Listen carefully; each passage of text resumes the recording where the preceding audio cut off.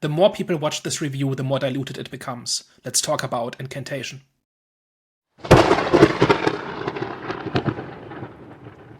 So this is Have You Seen, in which we talk about a movie that some of us know well and others have just seen for the first time. Normally we talk about classic movies that some of us have seen over and over, but this time we're talking about something that's very recent, which is Incantation, which is a 2022 Taiwanese religious folk horror movie.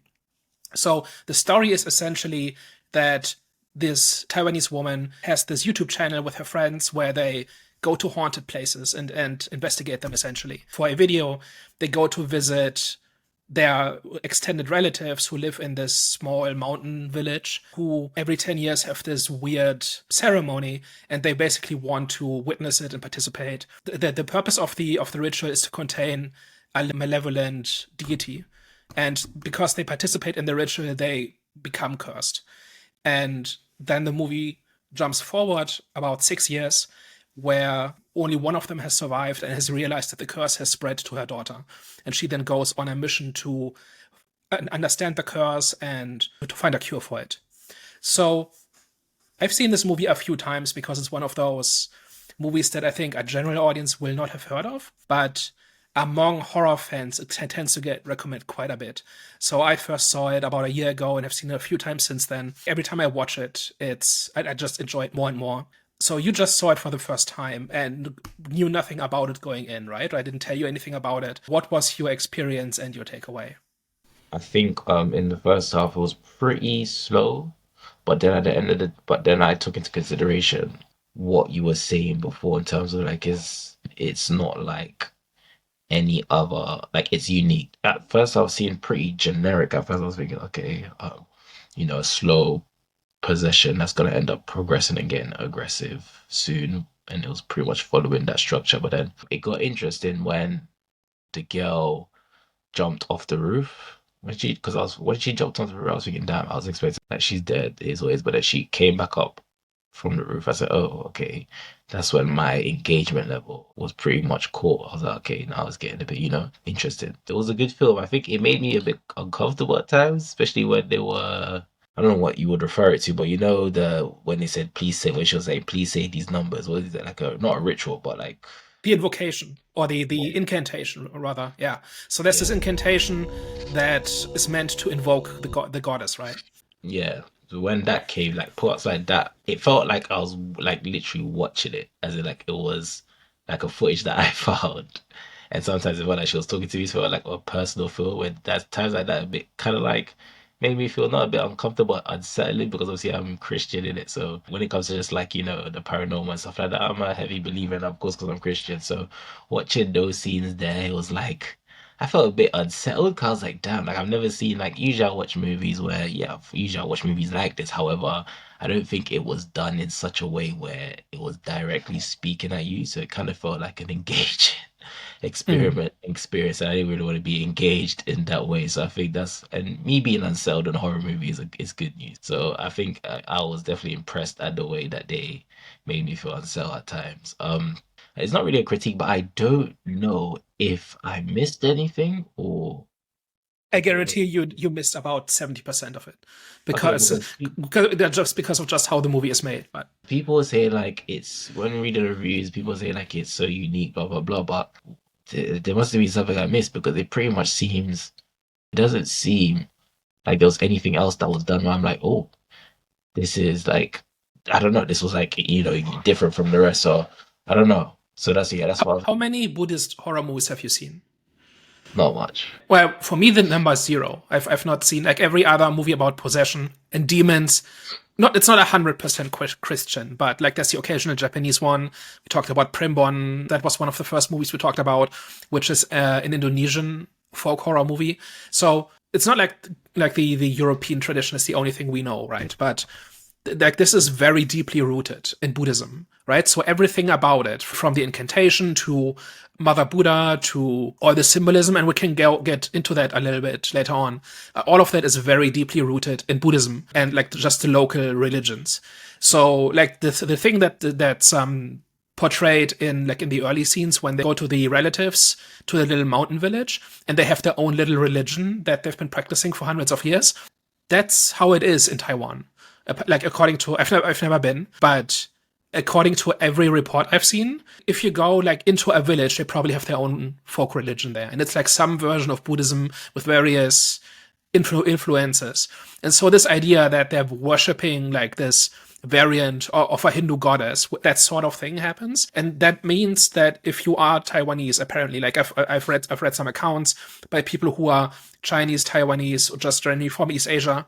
They are freaked out by this. Like if you were raised in a Buddhist tradition, this creeps you out because basically this is like just blasphemy. The movie, like these characters essentially do everything your grandparents said not to do, right? And these characters do all of them, and in the first like 20 minutes, and then the rest of the movie is the punishment for that, basically. So that is basically what's interesting about this movie, but obviously for us that's not accessible, right? Because like there's a whole bunch of different hurdles here, like just a few different barriers to getting into this movie. Like, I watched it with subtitles. Did you watch it dubbed or with subtitles? So That already is like one layer of distance, right? And then there's the culture, and there's the various traditions, there's the religion and the symbolism that comes with that. And then on top of it, it's found footage with a non-linear storytelling style, right? So there's all these different obstacles to getting into this movie, and yet it really works. Like at least for me, like this is not simply found like some random found footage movie that happens to have Buddhist imagery instead of Christian imagery. Like this is actually one of those movies that treats spirituality and these kinds of traditions really seriously, in the sense of what if all of this was real, 100%. That's really what caught my attention, because especially like low budget horror movies, like the found footage type, the possession and exorcism type movies, tend to be really samey and rote, right? So almost every exorcism movie I've seen is some variant of the last 15 minutes of The Exorcist, right? Like somebody's tied to a bed, they have a demonic face, they are cursing at the priest, there's holy water, like there's pea soup vomit.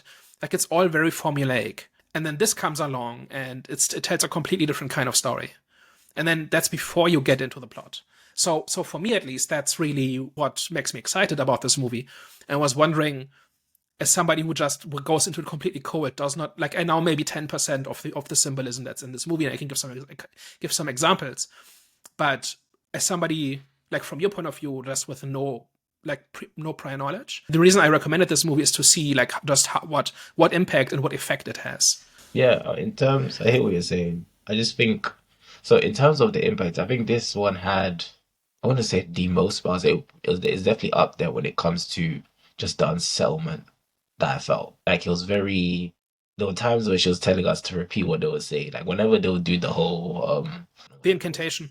yeah, when they would do the incantation, even the scenes in the village, it was like I said, those it was definitely like I felt like if I was to listen to it or repeat it, then I'd get possessed. That felt a bit like you said. It felt more. It felt like I said. It felt more personal than anything. So that in that sense, yeah. And I think it might be to do because obviously I'm not familiar with Buddhism and obviously the imagery and obviously pretty much like the culture's views, not even the culture, but the people's views on what was going on. So of course, if I was like from there, then stuff like that would have been more impactful to me. Like it's like African stuff, right? If there was like a movie, like in the urban legends in Congo and stuff, if there was a movie that was kind of like executed in a similar manner, where my parents were telling me things that you should, because my parents do tell me certain things like when you go to Congo, they'll go to here, they'll do that, they'll go to the seed village, etc., etc. So I'm sure it would have had more of an impact, but because obviously I didn't know, that's why I'm gonna ask you, like, what exactly do you think that I missed? Because like I said, I thought it was pretty straightforward, but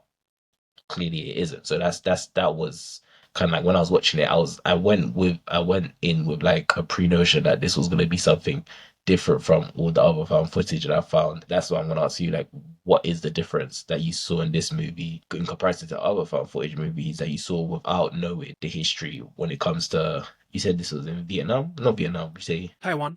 Taiwan, yeah. So if you didn't know history of Taiwan, what would you say the difference was from this in comparison to any other movie?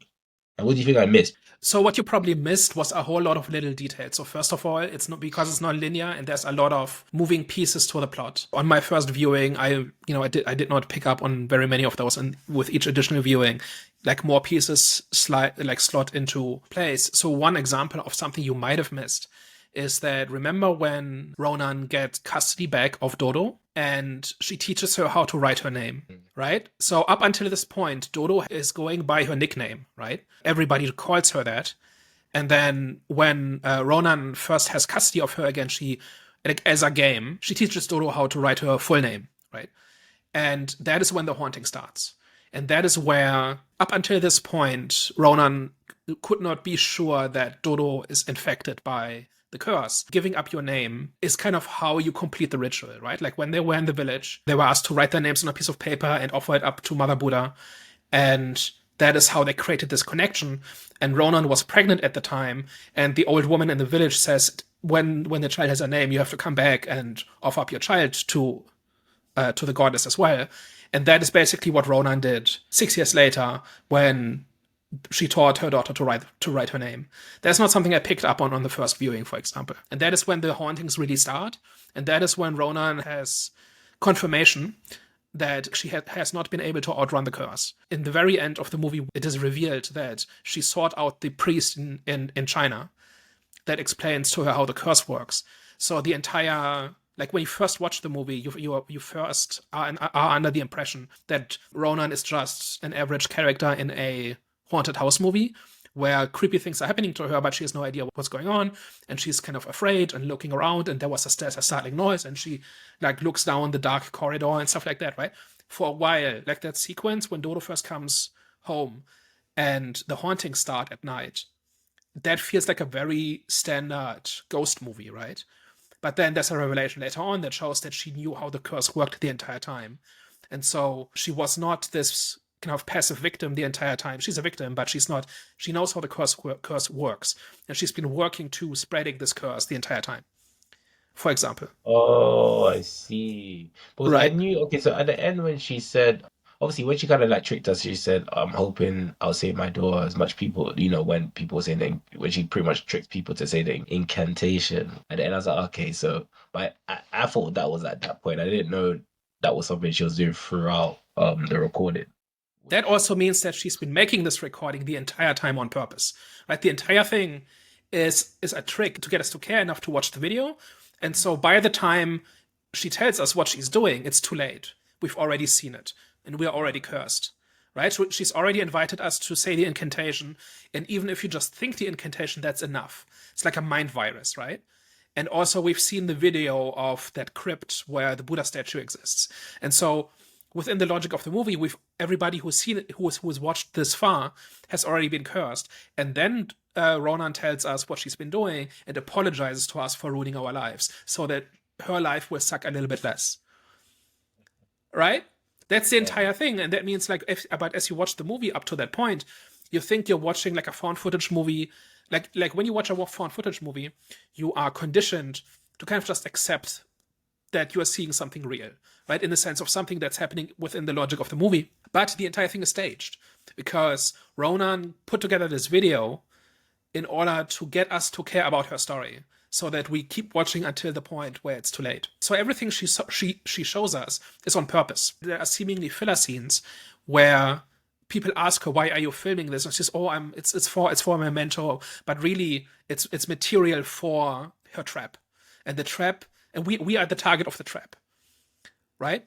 And so when I watched it for the first time, I kept thinking, well, I mean, I'm enjoying this, but why is this a found footage movie? This makes no sense. Why is she constantly filming? And like that question exists with every found footage movie, but with this one, it's kind of especially big. Like your child is in mortal danger and is crying and is sick and is dying. Why are you still filming? Like this, why are you still filming question is at the heart of every found footage movie, right? And the answer here is because it's propaganda or it's a trap. Like it's or like maybe more marketing than propaganda. But the point is, it's material for a particular purpose. And the only kind of hole I see in that is how did this video get out of the cave? Because Ronan is recording it in the cave when she reveals the face of Mother Buddha, and then dies because she's overwhelmed by the curse, even though she took all of these precautions. So the question is, how did the video get out? And why didn't anybody who retrieved the camera also die? Unless she was live streaming, but if she was live streaming like in the mountains of Taiwan, that's a pretty cool feat. You know, like that's the one thing that I'm not entirely clear of. Maybe if I watch it another 2 times, I'd figure it out. But it's like this whole like there's this meta level. And normally I don't like meta commentary or meta levels, like breaking the fourth wall and involving the audience and audience participation. I almost always roll my eyes at this, but here it works. Here I'm okay with it because the entire thing is like it's woven into the entire point of the story. And I think that's cool. Because while you're saying that, I was trying to figure out so which scene was like the scene that was current in time, but then it was the scene where she's telling us what we need to do, and obviously her pretty much her goal, her reasoning for why she why she's showing why she's doing what she's doing. So that makes sense, and that becomes more. I see the film now more like in a better light now. I didn't know that. Like I said, I thought it was like a journey, but in reality, the journey was already filmed. The cover time was what she said. What she says in there. Okay, that's better. It is not quite as straightforward as you might think, right? It's not simply about a person who gets cursed and then has to survive, right? It's this whole idea of spreading the curse, right? Which is, I don't know if you've seen the Japanese version of The Ring. I think I have, yes. There's a similar idea there, right? That anybody who watches the tape gets cursed, and you can pass the curse on by making somebody else watch the tape. So this is a pretty similar idea, and I would be surprised if that's not where that came from, right? If the filmmaker who made Incantation kind of was inspired by The Ring. I don't know if that's the case, but like it's a very similar idea, but taken in a completely different direction. But I think that makes it probably unique. Like if there's another movie out there like this, I'd like to know because it's a pretty cool idea, and it's also not contrived and it's not hacky. Like normally these kinds of devices don't really improve a movie, at least for me. And here for some reason they did. But did she have to sacrifice her those? Well, I'm trying to think, like, because if she was passing her along to everyone, I know there has to be a human or to be fair, there does have to be a human sacrifice. So I don't think there needs to be a sacrifice to make the curse work. It's more that she takes precautions because she writes those runes on her body, and she also, in an earlier scene, tries to ward Dodo as well, right? Because she like when Dodo kind of breaks out from the hospital and there's this news report, it is said that there were these Buddhist runes all over her body, and that's because Ronan was trying to shield Dodo and it wasn't working. Similarly, Ronan, when she goes into the cave, into the tunnel, she writes these runes all over her body, and she also blindfolds herself, and it's still not enough. It's not so much that she has to sacrifice herself, it's that the curse is so overwhelming and the presence of the goddess is so overwhelming that she still dies, and she cannot take it. It still takes her over. The village were about to sacrifice the little girl, and then obviously when they stopped that from happening, that's when pretty much them trying to sacrifice the little girl, them stopping that, doesn't that show that okay, there needs to be some sort of sacrifice to the actual. Mother Buddha is essentially trapped in this tunnel, right? And she needs to be appeased. So a lot of what's in a lot of these folk religions is that you make these offerings not because you want something, but to appease the deity, right? And so sacrificing a child every 10 years is basically just enough to satisfy the goddess. Any less than that, and there's probably bad consequences. So the cult essentially is like you think they're like evil cultists, right? They do sinister stuff, creepy stuff, and then it turns out that no, actually they are containing it for our benefit, right? They've taken this curse upon themselves because they were born into that position, and they're doing it to basically manage this danger. And everything they do is basically just to keep things from escalating. And then these idiots from the big city show up and start trampling over everything. And that's where things get out of hand. And that is why, in the end, all the villagers die, because now all these containment measures were breached, and now things are out of control. And that's basically when the plot of the movie starts. That's one of those things where we would not maybe immediately get what's going on, but like there are these good luck charms all over the town, right? And as they approach the forbidden tunnel, they keep mentioning about how this thing is covered in charms. And that is to kind of keep the goddess in, or mitigate the curse, right? Or the influence of the goddess. And also when they go into the tunnel, it's full of mirrors, right? And in East Asian folklore, mirrors are used to deflect bad energy. So in this belief system, the world is full of good energy and bad energy, and you want to attract good energy and you want to keep away bad energy. Like anything, like pretty much any tradition, superstition, folk belief you find in that region has something to do with attracting the good energy and deflecting the bad energy. And it's the same thing with this hand sign, which I can't do, but basically all the villagers make this hand sign. It goes something like this, right? And it's basically designed to, like, if you know Buddhism, which I personally don't very much, but I think it's explained in the movie that if you know Buddhism, you are supposed to assume that this is like a general welcoming positive energies, welcoming blessings kind of gesture, but it's actually kind of a mirror image of that. And so it's about not inviting good energies, about spreading out bad energy, and that's the curse. So the entire thing is about getting the bad energy out there. But didn't they introduce the bad energy though with that god that they're worshiping? Because that's I was thinking to myself. Okay, so I was thinking either there's a thing where what like the deity that they're praying to, it's obviously just to keep them alive. What I'm trying to build up to was because they didn't say the reason for what they're worshiping this god for, like as in like because usually whenever people introduce demons and stuff, it's for a reason, it's for a price. Mhm. But the price in this wasn't really said. It was just like that their god was really just there. So I said when I thought to myself, okay, maybe that god is just incorporating their life. It's just a way of living, and like you said, it's for the good and the bad energy. Cool. If not, then did I miss a reason why? So that's basically it. So the god exists or the goddess exists no matter what, and you kind of have to deal with it. It's a fact of life. It's a force that's in your life. You basically have to accommodate that, right? There's no ignoring it. Like they didn't summon this god for some to make some bargain or something, the way you might summon a demon or something like that. The idea is that this god exists and it's in their life. Like everything they do is related to kind of appeasing that god, essentially. So they have no choice. They just have to deal with it. And that is also why you cannot get rid of it, right? That is why you can only lock it up in a vault. And that's what one of the things I was getting at as well in the with the symbolism. As you go into the tunnel, it's full of mirrors, right? And that is there to deflect the bad energy, right? That's this whole thing about attracting good energy, repelling bad energy. And by littering this place with the mirrors, you are basically repelling the influence of the goddess. And first thing, like the Ghostbusters do, is they smash a bunch of mirrors and they cut open these charms that are blocking the entrance and stuff like that.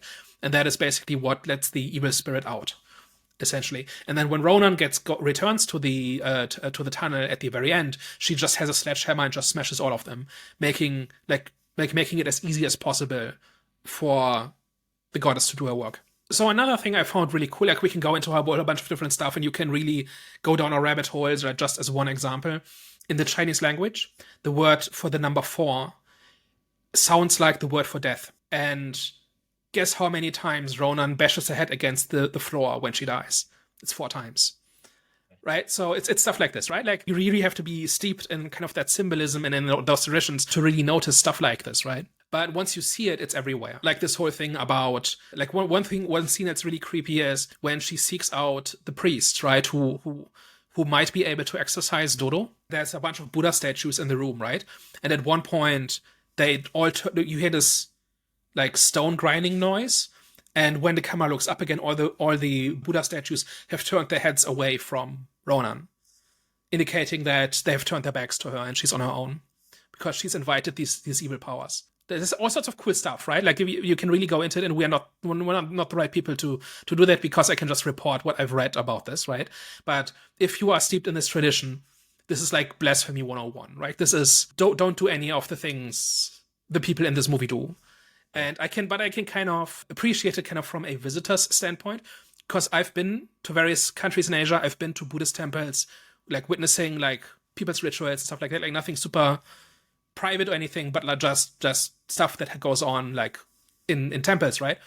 And you have no idea what's going on. You don't know what any of it means. You don't know. You're kind of afraid of doing the wrong thing, of coughing at the wrong time. You don't know what will upset people. You don't know what is meaningful and what isn't.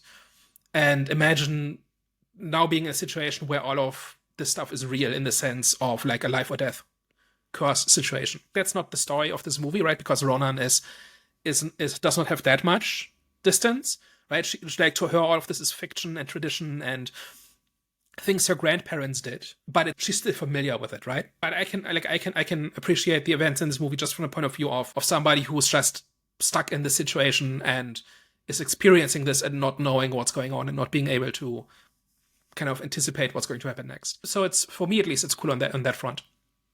One other thing I really wanted to get into is with this is that despite all of the things we've talked about, right, like the language, the religious aspect, the cultural aspect, all the customs and traditions that we don't really know, it's still pretty accessible, I thought, because and you know.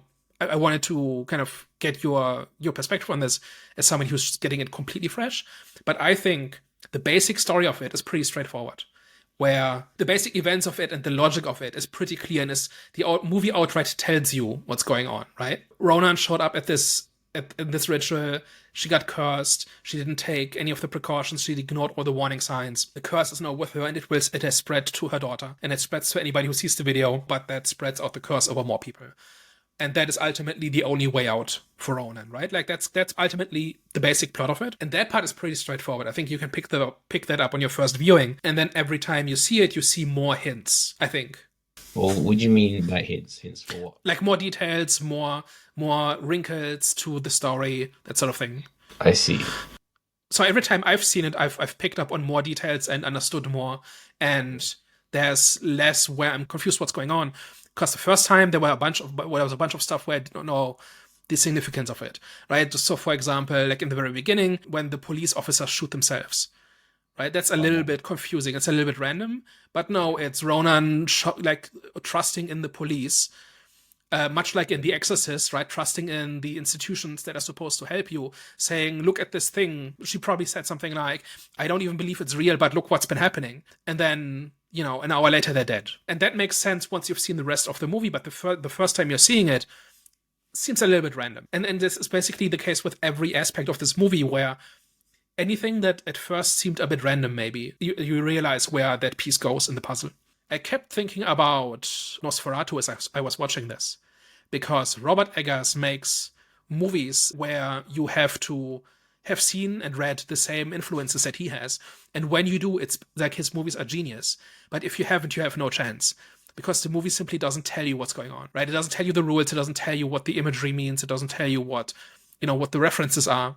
And as a result, you either get it or you don't. And here there's like a staircase where you can take as many or as few steps as you want. But the basic plot of it is outright explained to you. And I kind of appreciate that when a movie does that, where you're not completely lost. Like nobody is completely lost, but everybody can take as many or as few steps as they're comfortable with. And I actually kind of think that's a really smart way of doing it, because nobody's going to get all the references and going to get all the pieces. But if you get 20% of the pieces, that's something. If you get 40%, if you get 70%, like everybody can kind of settle on where they're comfortable. And every time I watch it, I take one more step upwards, because now I see a reference, or now I get the background to what this imagery means or whatever. And I think that's cool, and I think more movies should do that. No. Like, would you have still understood 70% because you've got background knowledge of obviously Taiwan and obviously their practices and their taboos and what you should and shouldn't do, etc. Like, if you didn't know all of that, how much would you say you would, like, percentage wise, estimate, of course, would you say that you would still understand of, like, what's going on? Is that 50%, 40%? Maybe something like 40. So there's lots of little details where I just wouldn't know, right? Because although I've spent some time in that part of the world, it's not like I studied Buddhism or anything like that, right? Kind of knowing, would you still have a satisfactory experience? Like, would you? Yeah, I think so. And the reason for it is that there's no minimum hurdle, right? Like the movie basically takes the first step for you, and then it encourages you to take more. And basically, a lot of my appreciation for this movie came from reading the accounts of people who were raised in that part of the world with like a Buddhist background. And they just explained to me like why this is so freaky, and like the experience of watching it with their very traditional grandparents, for example. Like that's not something I can replicate, right? But a lot of it comes on that level. But there's other stuff there too. Like I've traveled in like rural China and kind of been in a village, and people are just a little bit weird. And part of that's because it might be the first time seeing a foreigner, but you kind of get this weird vibe from this town. And that is something that's replicated when the Ghostbusters show up in the small village, right? Where and that kind of that's already one step. And then from that point on, see like their weird customs and their strange food and the part of town you're not supposed to go to. Like there are a whole bunch of quite familiar pieces, but they then kind of add up to there's a death curse emanating from this cave, and for the last 500 years, these townspeople have been containing it for the benefit of the world, right? Like that's at that point you're like 10 steps in. But I think most people would be able to take a couple of those steps, and then maybe you read some background and you take two more, and then you watch it again and you pick up another piece. So I think it's really smart in how it's calculated, and none of the pieces are really essential. Like for instance, the thing about when Ronan bashes her head against the floor 4 times, that is really significant if you know like Chinese folk practices. Like if you go to to a city in China, it will not have a fourth floor, right? So in the same way that buildings are in this part of the world don't have a 13th floor in many cases, in China they don't have a fourth floor because four is an unlucky number, for example, and that is something you pick up very quickly because all you have to do is go into one hotel and realize that there's no fourth floor, and then you ask why, and then people tell you. Or like the thing about deflecting good and bad energies. There's a Bank of China building in Hong Kong. You might have seen it like in movies or something. It's this narrow, tall building with like essentially like these triangles. I put up a picture of it, and they got sued because they have a slanted roof, and their neighbor was suing them because they're deflecting bad energy onto them. And so they had to do something about that. I don't remember how that turned out. But that is the kind of thing that happens, right, in that culture. And it's serious business.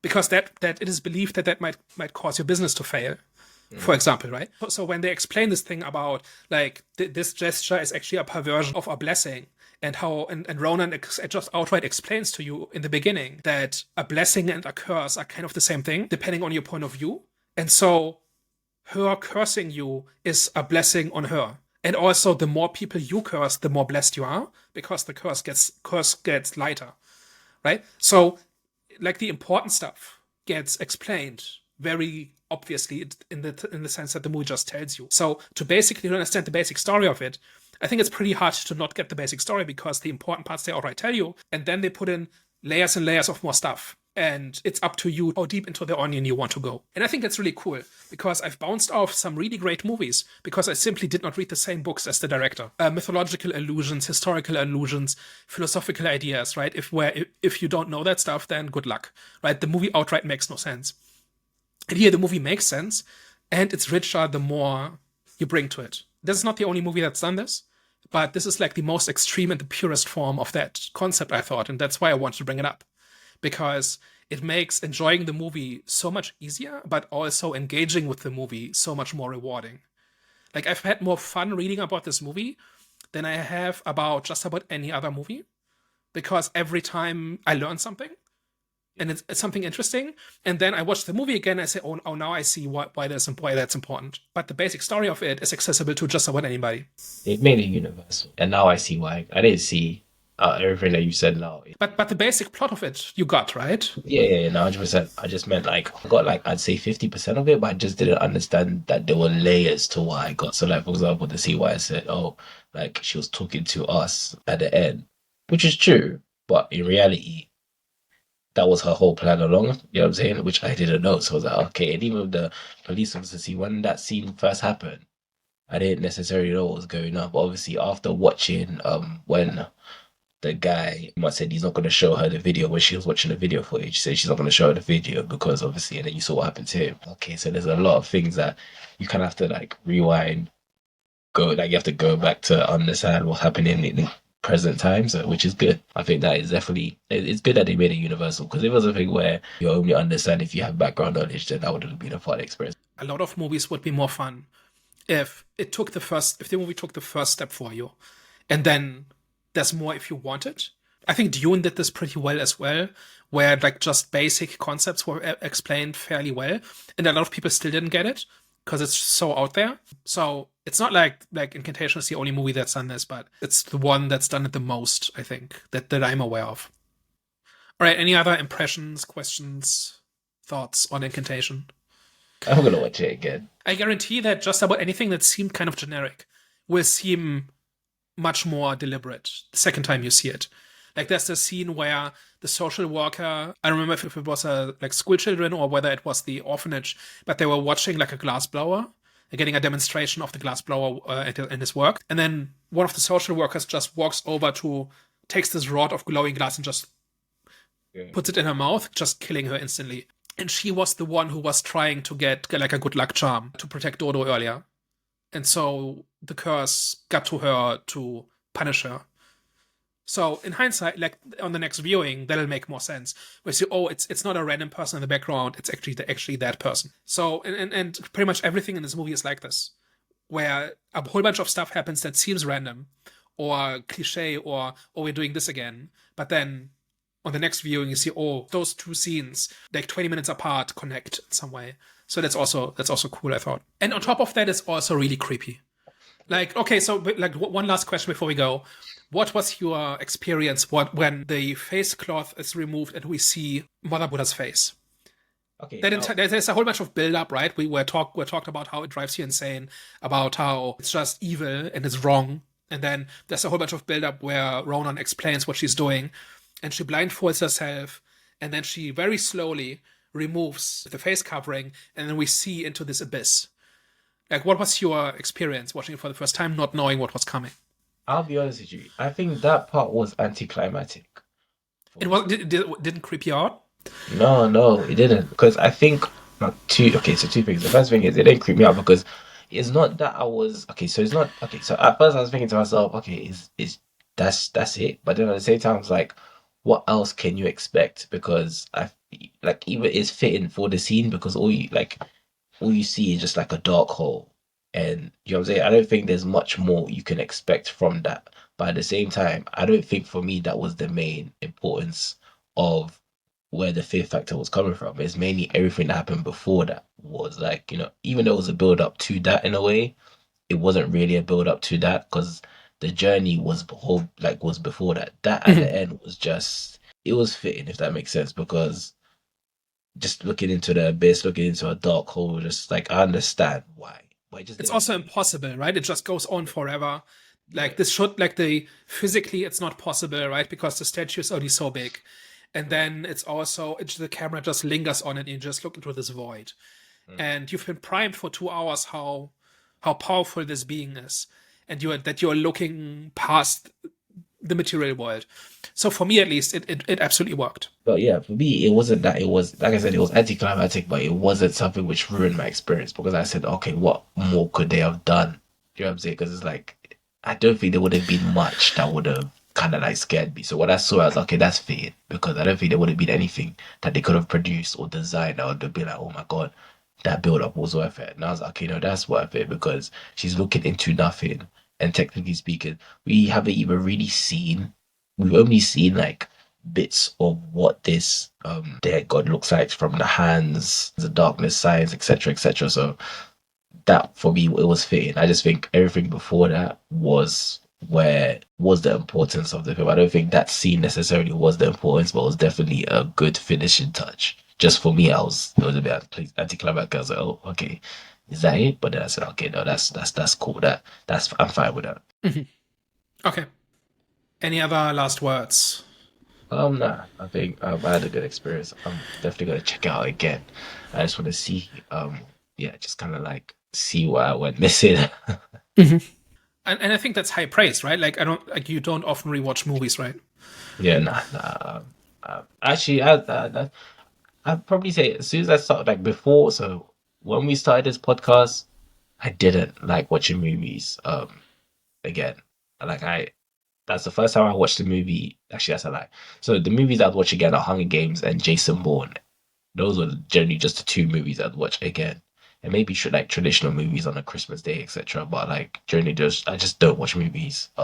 You know, like for the second time after watching it. But after starting this podcast, I've started to do it with the movies which like that had layers under like, layers the way you would have to understand. So yes, I've started doing it recently. So with this one I'm definitely gonna do it.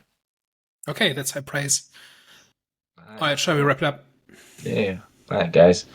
If you enjoyed what you heard today, please like, share, and subscribe. Let us know your thoughts of what you thought about Incantation if you watched it. If you like this video, tell a friend. If you hated this video, tell an enemy. Alright, guys, we'll catch you next week. Au revoir. Bye bye.